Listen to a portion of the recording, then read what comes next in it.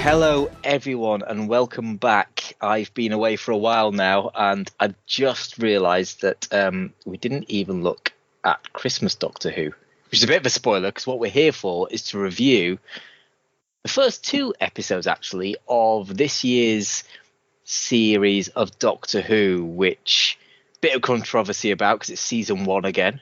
So, you know, it's a reboot of a reboot of a reboot, which is always fun. And a little spoiler there as to who's here with me. How are you doing, Chief? I'm doing well. Barry here, everyone. Yeah, I'm doing good. Yeah, you're right. We didn't talk about the Christmas one, but that's all good. So I think before we get into it, actually, it's a quick question for you. What do you think, as a long-standing? I mean, I'm a long-standing Who fan, but you've kind of bought the scarf and the sonic screwdriver on it. What do you think about the renumbering scenario? Does it bother you? Does it not? Weirdly, it bothers me a bit less this time than it did last time. Right. And I think that's maybe because with maturity, I've mellowed a bit. But when they it's like Doctor Who. And the weird thing is, right, it made sense then. It had been away for 15 years or whatever kind of thing, and it's coming back. But I literally, I'd kind of like, I'd transferred from my DVDs onto my hard drive, and I didn't call it Series 1. I called it season 27. And literally right up until Peter Capaldi's era, I was doing that. Right. It was 27, 28, 29. And it was kind of like, that was my thing. And I kind of get it because it is kind of the start of a new era because we've come in again now with hits. Disney's involved now. It is almost like a new production. Yeah. And there's also that thing of, are numbers that important to me? And deep down, yes. I was going to say. But I get it. I get it. Yeah. And weirdly, as I say, it's annoyed me less this time than it did last time. And this time it should make less sense because, there's only been 13 years. It hasn't really been away. Yeah. We should be series 14. And I've seen some reviews online where they're saying that. It's like, no, this is series 14 or season 14 or whatever they want to call it. And I'm like, just roll with it. It doesn't really matter. Does it affect anyone? They're still referring to stuff that's happened both in the 60s, in the previous kind of incarnation of Doctor Who, and nothing's gone. It's just a number. And that's what I tell myself as I cry myself to sleep every night. Barry, how are you? How do you find it? Do you know what? I like it, pretty much echoing what you said, in that it doesn't bother me. It's a number. I'm not really that fussed. The only thing I find strange with them doing it is the fact they're making a big deal. Because obviously a few months ago, I don't know how, probably more than a few months ago, they did this whole thing where they created the Whoniverse, is that how you pronounce it? Where they put everything Doctor Who on iPlayer, and they've packaged it up and they've called it the Whoniverse. And obviously it's been inspired by the likes of like UMCU. That's what they're trying to sort of go for. And I get that. And on one hand, I don't have a problem with it because there's enough content for it, But my thing is like, if you're trying to bring everything together and stuff, why then are you going to create a whole new series and start again from series 1 when you've got this whole Whoniverse stuff? Well, so I know exactly the reason for that. Oh. It's because on Disney Plus in America, it starts with this series. Oh, okay. All the other series are available elsewhere, like on BBC America or whatever, or BritBox and stuff. It on Disney Plus in the US, it starts now, basically. Okay. And I'm not even sure if I assume the specials are on there, so the 60th specials, but basically they're specials before it starts. So this is, as far as Disney are concerned, this is series 1. And that's why they've done it like that. Okay. But I do have a little rant about the Whoniverse thing. Go for it. So they made a big deal on BBC iPlayer, Whoniverse. Here's a new section of BBC iPlayer. It's Whoniverse. You can go on there, see everything Doctor Who. And I was using it. Not being funny, I went back and I watched like a few of the Christmas specials. I watched some random episodes from the old days and from the last batch of seasons and stuff. Just randomly, just random episodes and stuff. Then it went away. just went away. Did You it? can't there's no actual category now. If you go on iPlayer, there is no Whoniverse section. Did find out today, if you search for Whoniverse, you get all those series back, but it's not under that banner anymore. There's no Whoniverse area. So what's the point of that then? It really annoyed me. I thought that was the whole point. Yeah, and that's what annoyed me more than the numbering. It's because I didn't mind, because it was okay, I've got 1963 to 1996, and then I've got 2005 to 2023, and then I've got 2024 onwards or whatever, and it's that's fine, don't mind, because it's all in one place. Yeah. But it was literally only today where I've because before that I've been searching Doctor Who, or I've been going to watch some of the documentaries, and I couldn't find them anymore. I went to watch the Adventure in Space and Time, the 50th anniversary documentary they did about William Hartnell and the creation of Doctor Who. I went to watch that, and it wasn't on there. I was it was on there, but I had to search for it. It wasn't I couldn't go Whoniverse. There it is. Wow. So yeah, I'm a bit irritated by that. I'm interested to know what their reasoning is behind that. Yeah, it's just BBC being BBC. They just don't think, as far as I can tell. God, some great marketing that is. Because you surely, well, I was going to say, surely if people then watching this for the first time, they want to dive in and go back to some of the other stuff. But I suppose part of the point is, if you're in America, you can't. No, you have to go on BritBox, and there it is. Just you search Doctor Who and get what you get, sort of thing. Yeah. But this was in iPlayer. This was the UK thing. It was iPlayer, Whoniverse, big celebration, 60th anniversary. And then I think it was just after Christmas, if not before it went. And I'm it must have been right then, because I was watching sort of over the Christmas holidays and stuff. I was watching some of the Christmas specials and just delving in randomly. And I watched the 50th anniversary because I love that and stuff. So it was. Yeah, it was weird. But as I say, top tip, you can search Whoniverse and they do all pop up again, at least. Awesome. So, well, that's something. So that's something. So my first question to you, though, yes, and it's kind of related to that in a way, is how did you watch these 2 episodes? And it sounds a bit pervy when I say it like that, but it's not meant to. Just in my socks and a sonic screwdriver, a scarf. No. No, I watched it. I watched them Saturday morning on iPlayer. Yeah. And again, whilst I understand the reasoning for doing it, and on one level doesn't really bother me that much, I quite like the fact of being able to watch it live on a Saturday night. Mm. And obviously, I could have waited, but one, I'm greedy and I don't like to wait for things, and 2, I was really worried that things were going to get spoiled for me. Yeah, I was part of that. So as it happens, I thought I was going to have to wait till Sunday to watch them, because I hadn't realised it was airing from midnight on iPlayer. Right. Okay. Until about 1 o'clock in the morning. So it was after Amy had woke me up. We went to see the Northern Lights. I came back in, did some work I needed to do. Don't ask. And then I was just scrolling through Twitter, and I'm and someone had put through Facebook, and someone said, "Oh, does anyone fancy a launch party for Doctor Who?" And I'm like, "What are you talking about?" And then I had a look and saw it was on iPlayer, and I messaged Amy because she was out that night for a Eurovision party. Cara was going out, and I was going out for a meal as well. So I thought, shit, it's going to be, pardon my French, merde. It's going to be Sunday before I get to watch it. Something. But yeah, we watched it on Saturday morning. But like you, I kind of missed that Saturday evening cup of tea. Yeah. Sit down, just had tea or whatever, and sit down and watch it, sort of thing. So I kind of think if I can avoid spoilers, that might be what I do moving forward. We just watch it on Saturday evening.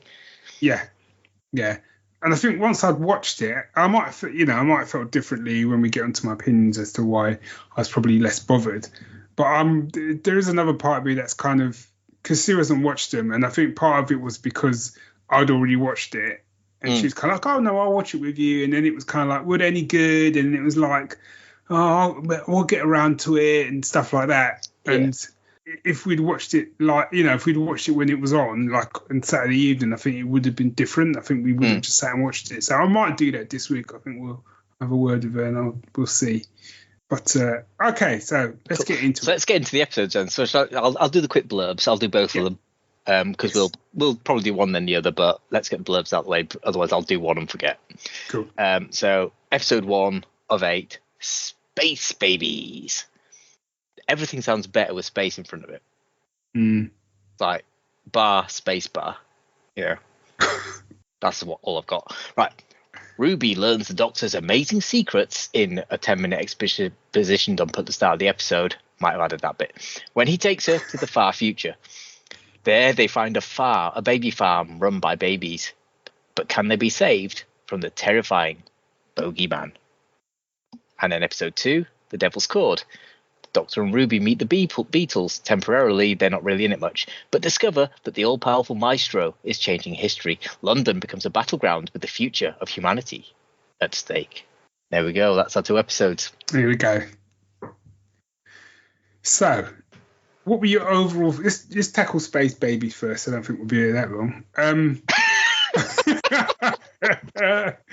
Weirdly, I have more notes for this, but they're generally negative, so I don't really want to go too much into them. Positivity. So, yeah, overall, what are your overall thoughts on Space Babies? Right, so I'm going to skip my overall thoughts on Space Babies per se.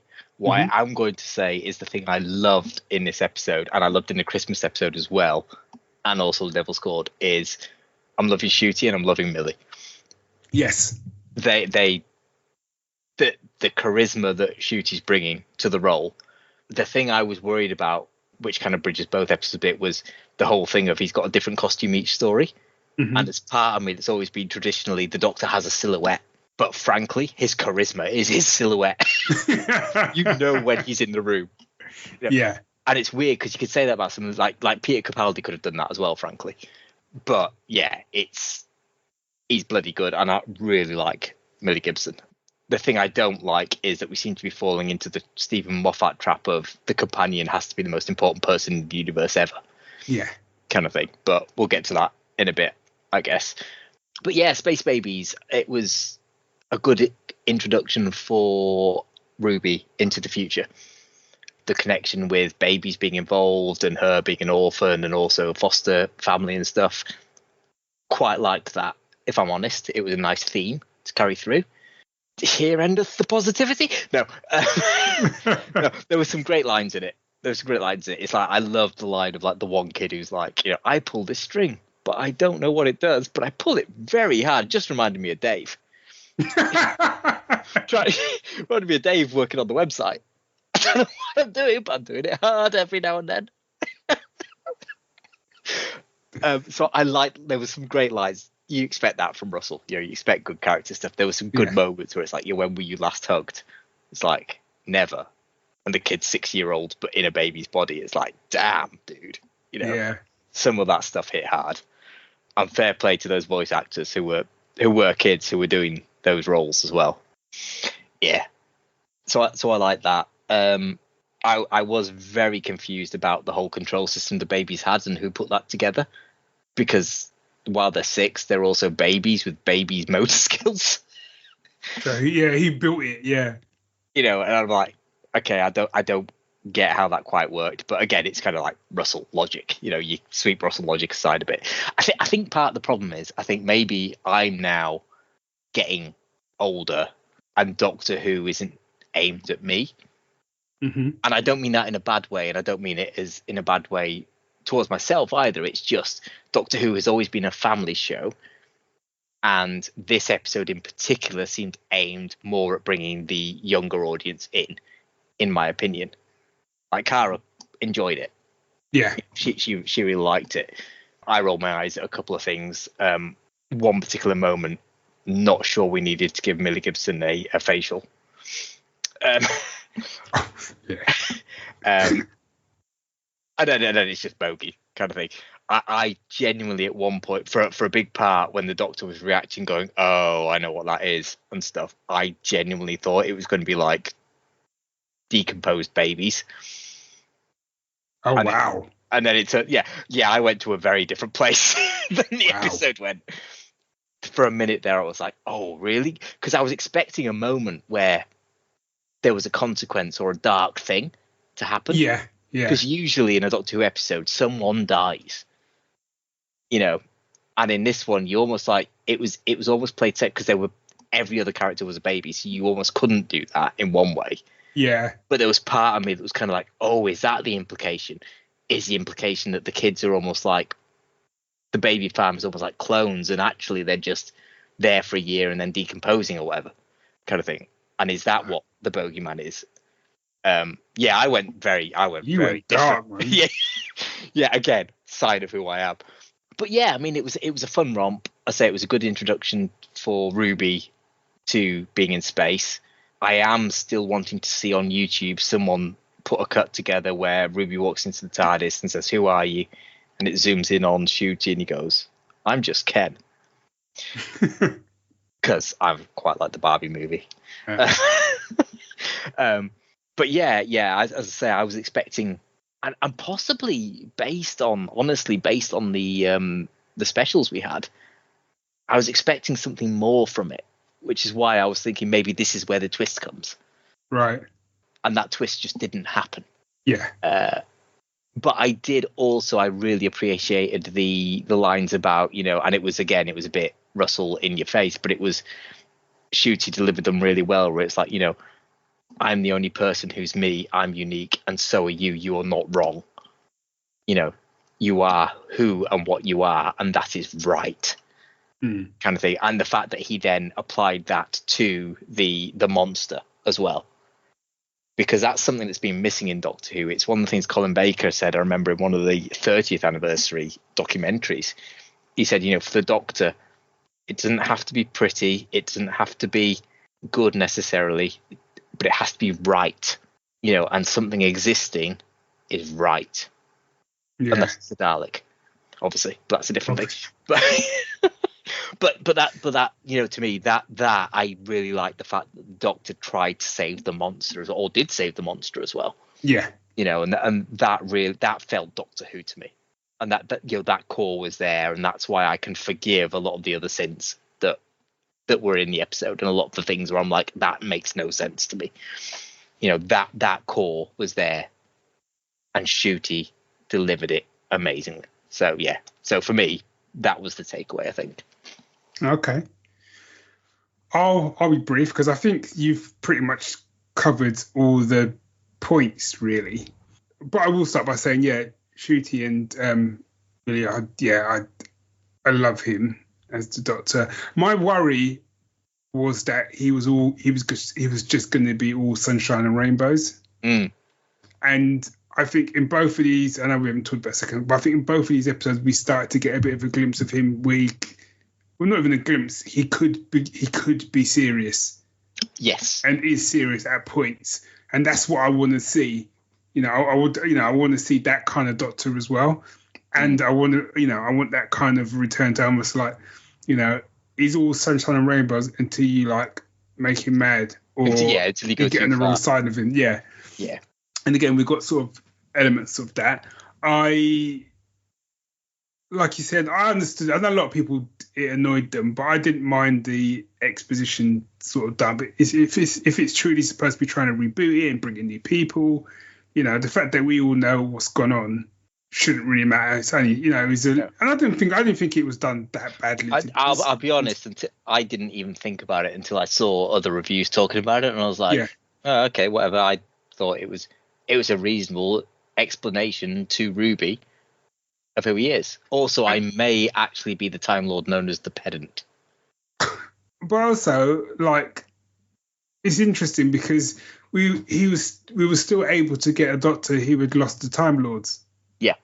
So when he sort of said, like, no, it's just me, I thought, well, no, it's not. The Time Lords came back, didn't they? And then he was like, oh no, there was a genocide. And I went, oh yeah, I forgot the Master killed them all, didn't he? Yeah. So he's gone back to sort of being on his own again. So it was quite a nice way to sort of bring that back. The other thing as well with that, they kind of like, they also didn't disregard the childless time, the timeless child stuff. Timeless child, I was adopted, which makes it even more complicated as to who I am. But again, that's fine, and he was okay with it. Yeah. Yeah. I think probably a lot of fans aren't okay with it. It doesn't bother me. I'm not that bothered. But So it was all just the first episode for me. It was all right. Mm-hmm. What saved it from just being all right was the main performances of Dr. Millie and Nanny. Yes. I thought she was really good. I think a lot of this hinges on whether or not you're going to get annoyed by CG talking babies. Yeah. And for me, it was like, it was all right. I didn't sort of sit there and go, oh my God, this is the most awful thing I've ever seen. Because if it was, I would have just turned it off. But it just didn't, and it's just my personal, it just did not work for me. It wasn't quite right. No, but I think even as a concept, it just didn't work. The baby farmer I had no problem with. The whole, like, they've been abandoned up there and there's only Nanny looking after them. Yeah, didn't have a problem with that. Some really interesting ideas and stuff like that. But then when you just got them and they're just talking and stuff, I was like, oh, okay, this is what we're doing then, is it? Okay, cool. I get that. And some of the resolutions of things were just classic for me. Russell T at his finest. And what I find quite, and like you said, also it's best and the worst, because he is good at, and I've always said this, he's good at kind of bringing out like character and a bit of warmth and things like that. He's good at that sort of stuff. But like his plots and his resolutions, it's a bit of a stretch. You have to just kind of go with it because it's clouds. Because the minute you look a bit too close, it all kind of comes apart a little bit. And for me, it was. I thought it was a weird way to introduce a brand new, what's supposed to be billed as a brand new series. I thought it was just a strange choice. I feel like this was probably like an episode which would have been like a middle episode. Interesting. Okay. Because I felt that about the next episode. I felt it should have been later. Okay, we'll move on to that actually. We'll get to that in a bit. No, you carry on with your. Yeah, I like I said, I think because the Doctor and Ruby were so sort of good in it and fun, and I kind of enjoyed them and enjoyed them reacting to stuff. And I think what you said is a good point. Is that maybe this particular episode wasn't pitched at me. When people say, I get a bit prickly when people sort of go, well, it's not aimed at you, it's aimed at kids, it's aimed at family. I said, because there's plenty of shows that I've watched or watch which are supposedly aimed at kids, which I enjoy the heck out of. So I don't think that's an excuse to me. If I enjoy something, I enjoy it. Don't matter who's. No, absolutely. But for me, it just didn't. The central premise just didn't work. Didn't work for me. And you could have done that in a show which wasn't a show aimed at adults. No, completely. And I would have still would have said the same thing. Yeah, no, I completely agree. So the one thing we were talking earlier before we started recording, and it's one of those things because I try not to watch trailers and stuff. Now I don't watch trailers, but I'd had the bit from the beginning of the episode where they went back to the prehistoric times, which was frankly the best CG of the episode. Mm-hmm. But there's that bit where she's like, "What if I step on a butterfly?" Oh yeah. And that had been spoiled for me. Oh, okay. And they just should not have put anything out about that because that would have been quite shocking. And again, it kind of like it was very Russell T. It made no sense because it's why would her stepping on a butterfly make the fact that she evolved but as a semi-butterfly person? That made no sense. But the shock value of her suddenly being there as this weird alien creature, would have had far more impact if I hadn't seen it. Yeah, because it was in one of the trailers as well, yeah. Yeah, and I think I saw a still of the trailer because it was kind of like trailer for Doctor Who, and I scrolled past, but I'd seen the green makeup.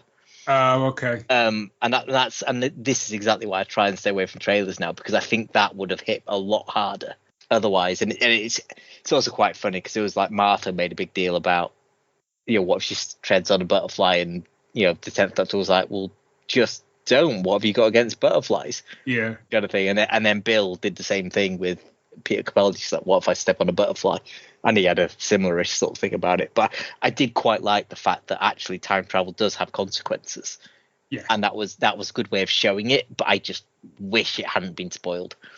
So, two things, and then we'll move on to this episode. The first thing was what I found. I don't like to sort of just to comment on other comments and general feedback and stuff, but I know like the internet is quite split on both episodes. Shocker. But I do think one of the overriding comments I kept seeing was like, oh, typical. This is what's happened because it's gone. Because Disney have got it now. This is what's happened. Largely aimed like the Space Baby stuff. And this is where I'm like, you know what? There's a lot of things I could agree, but that I'm like, no. I mean, this is classic Russell T. Yeah. If you've seen Russell's previous Doctor Who, this is what he is. I mean, he had farting bloody monsters with zips in the head. Yeah, that's what I was just about to. Was it Slytherin? Yeah, the Slytherin. Yeah. Slytherin, sorry. Yeah. Slytherin, that's Slytherin, Harry Potter. yeah. Whole different one. But yeah, that's what I was about to say. It's like he's got, what I'm saying is the man's got form. Yeah. Do you know what I mean? So my takeaway from that episode wasn't like, well, this is what happens when Disney gets it. My takeaway is like, well, Russell's back. Exactly that. Both good and bad, but Russell's back.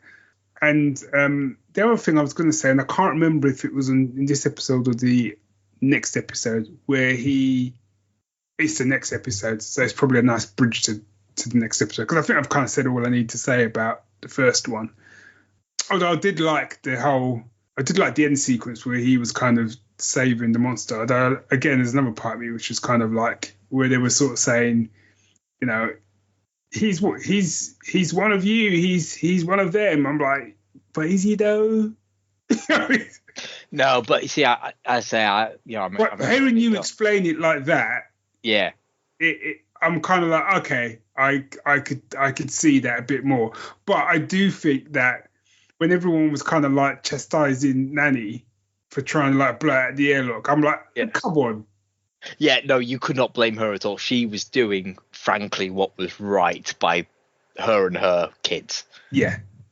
It was the bogeyman.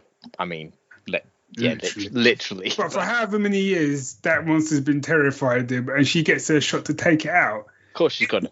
It'd be like in Aliens, where like Ripley just goes, we'll just leave her alone. She'll just leave her. She's just looking after her babies. Yeah, same principle. Yeah, no, completely get it. But as I say, I think it was literally that for me, and it didn't come over. It came over a little bit in the episode, as I say, with the Doctor being everyone's unique and everyone deserves a chance and stuff. But for me, it was that speech by Colin Baker from that other interview that really sold that to me. It doesn't have to be pretty; it has to be right, and everything deserves a chance. Yeah, which is true of life. Everything does deserve a chance. I mean, I say everything, obviously, to a point. But yeah, it's a new life form. Why shouldn't it exist? Yeah. Good point. Cool. The Devil's Chord? Devil's Chord. Okay. Yeah, you read the blurb and I'll say what I wanted to say. Okay, so recap of the blurb. The Doctor and Ruby meet the Beatles, but discover that the all-powerful Maestro is changing history. London becomes a battleground with the future of humanity at stake. So before I get onto my general thoughts, the first thing I'll say what I liked about this, which showed me, like I said, that he's not all kind of like sunshine and giggles, was when he was like, right, I think it's right at the beginning. It's like, right, where do you want to go? I can take you anywhere in time and space, but I won't take you there. Yeah. And it was basically back to like the day she was left at the church. He's like, nope, we're not going back there. Which is another thing, actually, we didn't really mention, everyone, was like these nods to like, obviously she's more than she is. Which again, even though he's interested in there, and I'm interested, I do fight with the other side of me, which is kind of like, again. Yeah, and that's it. And it's the one, I mean, I love the Stephen Moffat era the most of the modern Doctor Who stuff. but that was the flaw, was everyone had to be the most important person in the universe. Yeah. And we we're there again. It's like and I get it, because it's kind of like Rose became the most important person, but to the Doctor, and that's different. Any compare, like Ace was the most important person to the Doctor when Ace was with the Doctor. That's just the Doctor helping someone become who they can be. It's different to them being the girl who waited, or River Song's mum, or the impossible girl, and all the rest of it.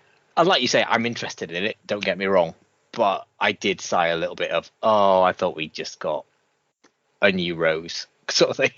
Yeah, rather than her being the mystery.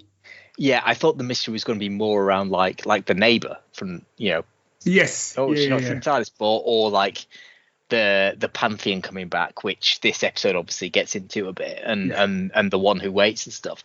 That's enough. I don't need Ruby to be involved, and at some point reveal who her mum is. I don't care, but it could be Joe Bloggs from down the road. Well, not Joe. Well, yeah, it could be Josephine Bloggs from down the road. I don't. That's fine. That's a nice little mystery, but I don't need it to be the big mystery. Yes. So, like I said, I like that. So so this episode I liked much more than the first episode, because I felt there were stakes in there. I think because of who the villain was and what the stakes were, which was literally the destruction of the human race, a part of me felt this could have been 2 episodes. And this is sort of like, I feel like this episode should have been a bit later for that reason, and another one that we'll get to in a bit, I'm sure. Okay. Because I felt some elements to it were rushed. Certainly the conclusion. Certainly all of a sudden, it's kind of like, which was something David said to me, like, he's running in fear from them. Yeah. And then all of a sudden, it's kind of like, whatever they call it, not dance off, but like, music off or whatever, where they're both playing the piano against the maestro and stuff. Whereas, 10 minutes earlier, like, they were the most terrifying thing in the whole sort of cosmos. And you've been cowering in the sewer, basically. Exactly, yeah. And so there was a line there that really got to me, and this is why I feel like this episode should have been later. So Ruby says to the Doctor, "But you never run," and it's like, hang on a minute. As far as we know, there's been the Christmas special, Space Babies, and this, and in Space Babies, the Doctor ran from the monster. yeah. And then we're here, and the Doctor's running from the monster. That's all you've seen him do, dude.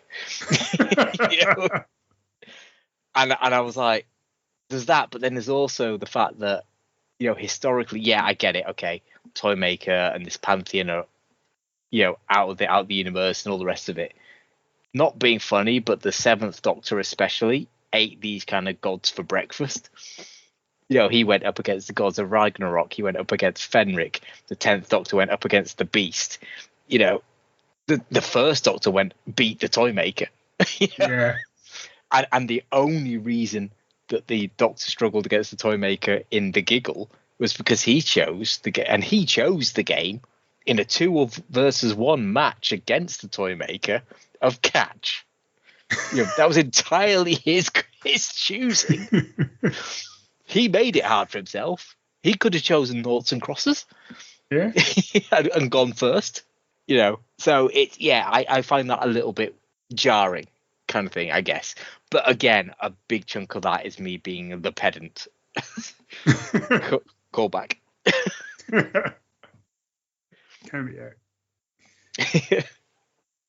Yeah, but like I said, I enjoyed this episode more.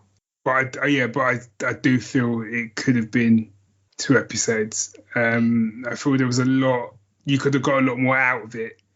It was very kind of, in many ways, it was a very closed episode in some ways. Closed off to like the studio with a little bit of time travel. I did like the bit though when she was kind of like, actually there was one of the bits I really liked was when they were kind of they were hiding, and then the Doctor actually scarily used his sonic screwdriver to turn off sound. Yeah.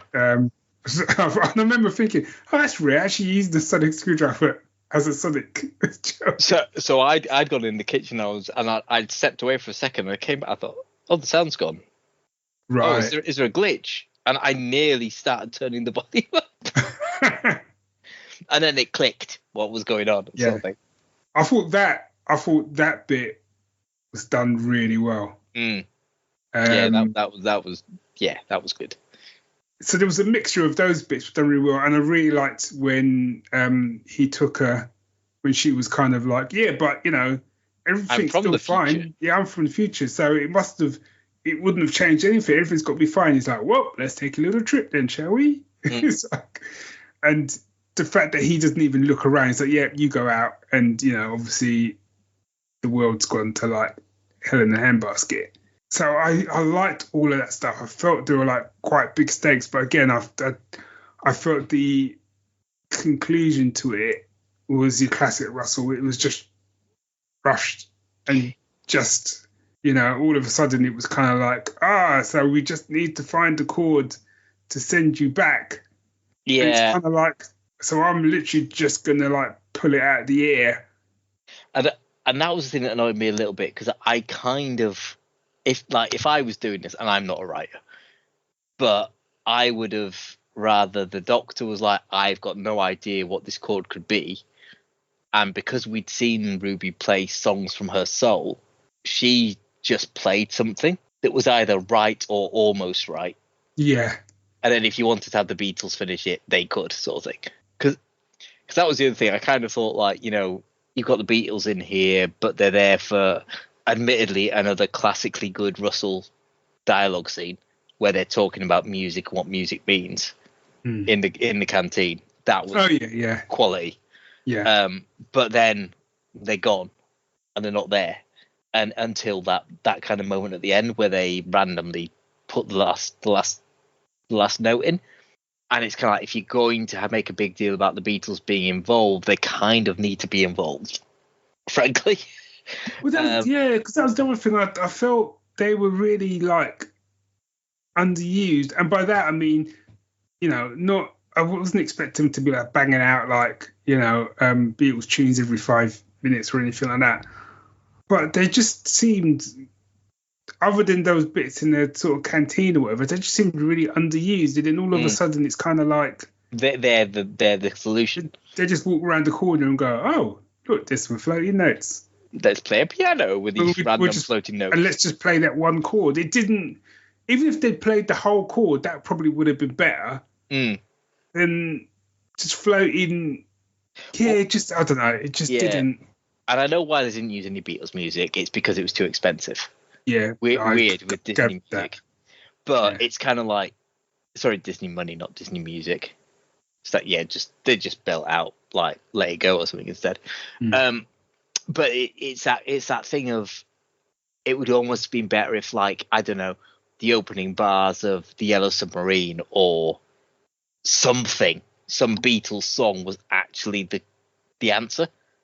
And they remembered a song that they should have been doing, or I don't know what their first single was, but that, something like that would have had more meaning to me. Or, as I say, it's Ruby who did it, and that was my only problem with this episode, other than it being, as you say, a bit compressed. I think the character deserved more than they got, the villainous character. Yeah, and deserved to not be just put away in a box at the end, because I feel like there's more that could be done.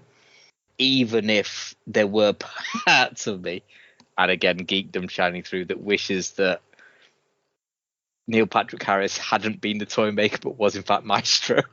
Oh, okay. Oh, yes. Yeah. Because that works better for me, just on the Music Meister level, on a who he is level.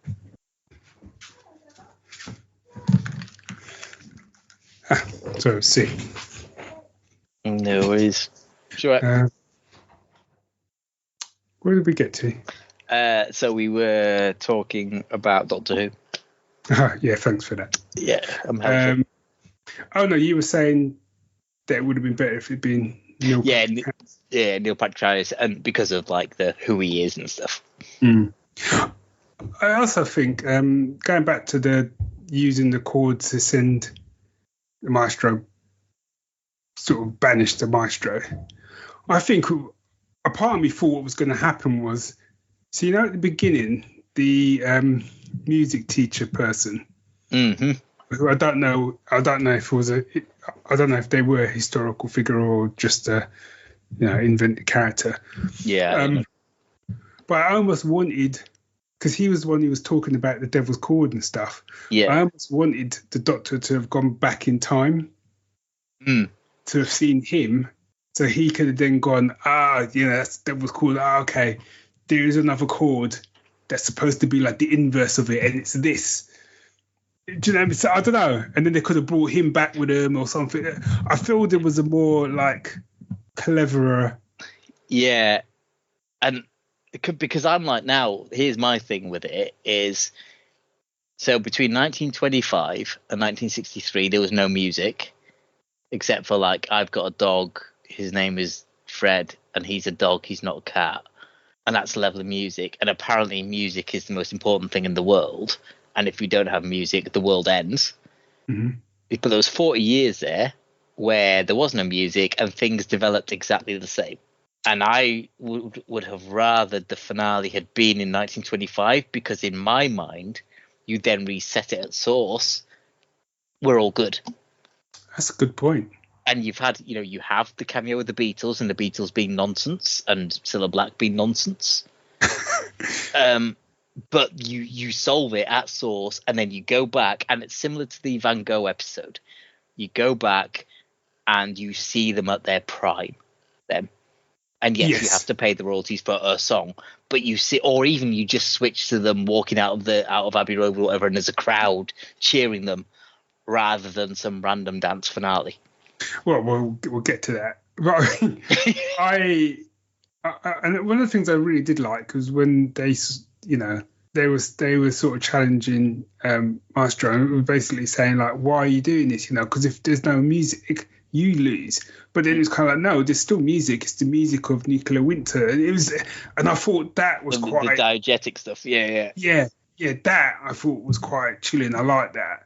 Yeah, and that was a good motivation for that kind of character, because it's like, why would you stop music if that's your thing? Yeah. But find music where it is. I think that, I thought that was quality. As for that, right, so, which is where we round up. As for the dance number, so there's two ways to look at this, right? So one, as I said, it was a perfectly good episode. I enjoyed it. And then we had, there's always a twist. And then we had this basically musical segment. And I thought, what's going on? It felt, and what's weird is, given that had we all watched this on a Saturday evening, so say like there wasn't the iPlayer stuff and whatever, if it had been as it used to be, and they'd just aired this for the first time on a Saturday evening, what would have followed straight after would have been Eurovision. That's true. So on one hand, there's a part of me thought about that. Yeah, there's a part of me where I'm like, I kind of see where you're going with that, and an element of, I think someone else I said online it was almost like showing a celebration of music being back. Okay, it depends on what kind of music you like. In many ways, I didn't have a problem with the musical segment. I just didn't like the choice of music. I mean that's fair. Right. But also, it felt like the opening number of Strictly Come Dancing. Yeah. So the choreographer, the music guy on the episode, not necessarily the choreographer, but the music. No, it was the choreographer. So the choreographer for this episode was he'd been known for doing Bridgerton. That was the main thing he did, and he wanted to do something more modern, right, with the choreography, and that's partly why this kind of number came about. Obviously, it was Murray Gold who who did it. Who was in the episode? He was the piano player. Yeah. Okay. Also in the episode, massive shouts out to June Hudson. She was the lady who knitted Tom Baker's scarf back in the day. Oh, she was the old lady. She was the old lady who was opening the window and stuff and listening to the piano when Ruby was playing. Which, again, that scene with Ruby playing, heartbreaking. That's why I kind of wanted her to be the resolution. Yeah. And not in a kind of, because she's obviously partly key because it's that whole kind of like, this creature's wrong stuff. Yeah. But I would have rather than that, the fact that she'd been the one to solve it and Maestro was like, how did you know the chords? And it was just in her soul because of the sadness. And again, I'm not a writer, but to me that would have felt more powerful. But yeah, so that's partly where the dance finale came from. I hadn't even considered the Eurovision thing. And I'll ask Amy about it because she actually did so she went round to a friend's house who her friend is also Beth. She's a massive, shout out Beth if you listen. She's a massive Doctor Who fan as well. Yeah. And they watched the 2 episodes again before Eurovision and were coming out at me because I was out for a meal and they were coming at me with weird kind of like fan theories about who the one who waits is, or what's happening with Ruby and that kind of stuff, which I'll not go into now because they might be right, but they're not. But they watched it again and then went into Eurovision because Amy was over there for a Eurovision party. So I'll ask Amy what she thought of that, and maybe we'll start next episode just with a quick review of that and see how it tied in. But yeah, I hadn't even considered that, dude. Yeah, so that's what I thought, but I didn't. I know loads of people lost their minds over it and stuff, but for me, it was almost like for me when they got in, when they said there's always a twist, it was almost like for me that's where the episode ended. And then we got the music number, so I was like, okay, that's fine. But I've had the episode now. Yeah. The spirit on the end. It didn't spoil my enjoyment of the episode. It was just a kind of okay, fair enough. It was an amusing little interlude. Yeah. And there's part of me that's kind of like, well, was that just remnants of Maestro which is what exploding out? Yeah, and I'm like, I don't know. I don't know Russell's mind. I feel that's a lot of guesswork on our part because it wasn't. I just think they just put it in because I wouldn't be cool if. But I feel if it was that, then that needed to have been telegraphed. Yeah, like you could have had that last scene of, what was all that about? Oh, yeah, well, it was clearly blah blah blah blah dimensional pan banana-ism. There's your explanation. It was dimensional pan banana-ism. Yeah, there we go. Look it up in a dictionary. So, I mean, I guess that's us then, right? That's those 2 episodes done. Yep, done, dusted. Cool. So I've written one more note. Okay. And my one more note is next time. So Stephen Moffat's back. He is. With Boom. So that I'm really intrigued to see how this episode plays out because we've had discussions about Stephen Moffat before. I said earlier that's my favourite era, but I also do agree with you that he works better under someone else as a showrunner. Yes. So I'm really excited for next week. Yeah, based on those things. Yeah, because I said I think when he's just left to do, all he's got to do is just write a script. He hasn't got the responsibility and the weight in the same way. I feel, I'm quite excited about this one. Yeah, and interestingly, he's written the Christmas special for next year as well, or for this year, okay. I suppose. So that's which I think partly is, to be fair, some of the best things Stephen Moffat wrote were the Christmas specials he did because they felt Christmassy without being it set on Christmas Day, sort of thing. And he did those really well. So I'm really excited for Christmas again as well. But yeah, no, I'm really looking forward to next week. I've not enjoyed these first 2 episodes. Loving Shooty, loving Millie, really love the TARDIS interior. Yeah. We haven't talked about it. Maybe we'll get into it when we see more of it. But yeah, I love that set. Yeah, Doctor Who's back, and I'm not mad. And so are we. So say we all. Yeah. Ooh, Battlestar. Cool. So, round us up, B. Where are we at? We hope you enjoyed the episode. If you got any thoughts or questions or theories, then you can drop us a line at thegeeks@geeksyndicate.co.uk. If you really like what we've done, then by all means you can subscribe to our Patreon, or you can buy us a virtual coffee on Ko-fi. Links will be in the show notes. And I think that, and also if you've got take time, leave us a review on the podcast platform of your choosing. Are we on other things other than Libsyn now? Are we on like Spotify and stuff? Yeah, we're on Spotify. Are we? Oh man. Yeah.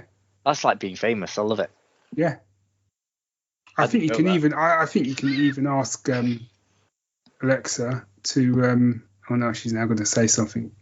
Oh, crap. I don't know that. Yeah. Oh, I didn't know that. Yeah, I think you can ask her to play an episode, and I think she does.